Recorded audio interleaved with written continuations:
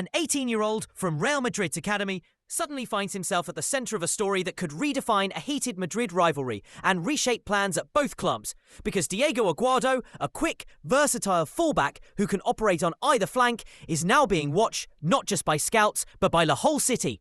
He rose through Valdebebas on the back of athleticism and positional intelligence.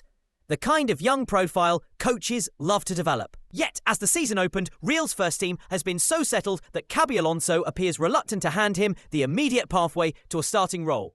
That hesitation, intentional or not, has left a window of opportunity for Atletico, who are reportedly eyeing reinforcements in January to steady a campaign that began shakily. For Atletico, a teenager like Aguado represents more than raw talent. He's a potential long-term piece who could be moulded into the kind of disciplined, battle-tested fullback Diego Simeone prefers, someone who offers physicality, defensive commitment and the capacity to contribute going forward. From Simeone's perspective, adding youthful depth in defence could be the kind of smart, sustainable reinforcement that quietly improves results over time. While for Real Madrid, the calculus is trickier. Keep a promising player who may need time, or allow him to seek first-team minutes elsewhere, even if that elsewhere is across the city and into rival colours.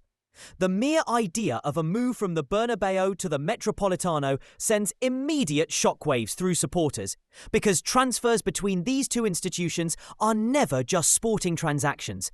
They are charged with history, pride, and a narrative that fans on both sides feel personally. If Atletico were to push this through, it would test loyalties, provoke debate in the stands and in the press, and force each club to justify its long-term vision regarding youth development and immediate performance. Yet there are practical realities that temper the drama. A January deal between these rivals would require careful negotiation, sensitivity to optics, and a clear sporting justification from both sides. Real Madrid's preference for established options in the short term is the reason Aguado's future is uncertain. But that same uncertainty opens a strategic door for Atletico to propose a transfer or loan where the player gains minutes and Atletico secures potential long-term value. We also have to consider Aguado himself. At 18, the most important thing for his career is game time, and a pathway that balances coaching continuity with real minutes on the pitch. A switch to Atletico could offer a different developmental model. Simeone's intense environment, high expectations and tactical discipline might accelerate certain aspects of his game, even if it comes with pressure that not every young player handles well. Conversely, staying at Real could mean gradual integration under Alonso, with the risk of stagnating on the bench, but the reward of learning inside a club that has produced countless internationals. Clubs will weigh sporting logic against cultural backlash. Fans will weigh betrayal against opportunity. And the player will weigh immediate development against long-term legacy. The timing matters.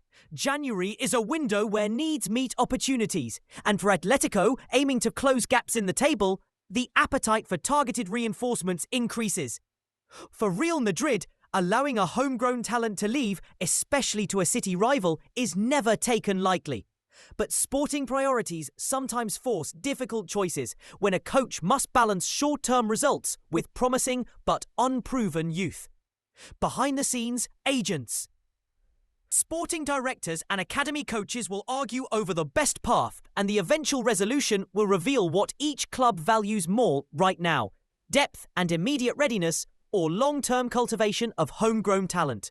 Whatever happens, this story matters because it is emblematic of modern football's tensions between development and instant success, between emotion and economics, and between two clubs whose rivalry fuels Spanish football's most intense city narrative. Watch closely in the coming weeks, because the decision about Aguado won't just shape one teenager's career. It will influence tactical plans in both dugouts, alter the shape of January's transfer conversations, and become a mirror for how top clubs manage their youth pipelines under the pressure of results. If Atletico push hard and Real decide Aguado is surplus to immediate needs, we could see one of January's most talked about moves. If Real hold firm and find a path to integrate him, it will be a statement that the club prioritises gradual promotion over quick fixes.